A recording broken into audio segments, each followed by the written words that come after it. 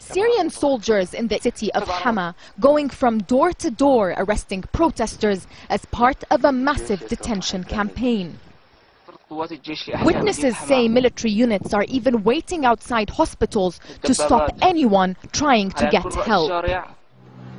The army has ravaged entire neighborhoods and has looted homes and shops.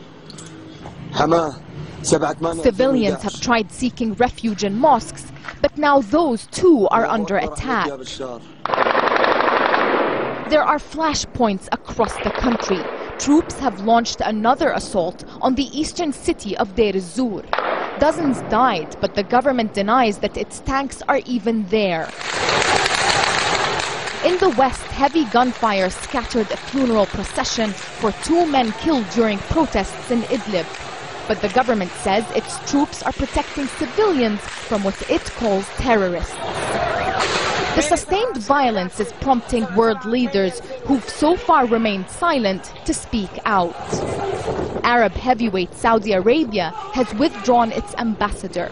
In a message on Saudi television, King Abdullah said, "What is happening in Syria is not acceptable, and Syria should make reforms before it's too late."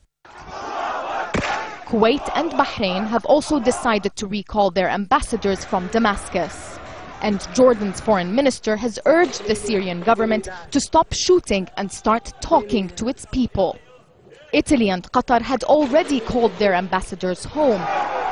And traditional allies Russia and Turkey have strongly condemned the violence. France and Germany have also promised to look for new ways to isolate the Syrian president. Syria has also come under cyber attack. The activist hacker group Anonymous took over the Syrian Ministry of Defense website and posted a message.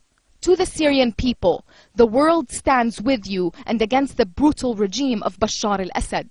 To the Syrian military, no outside enemy could do as much damage to Syria as Bashar al-Assad has done. Defend your country, rise up against the regime.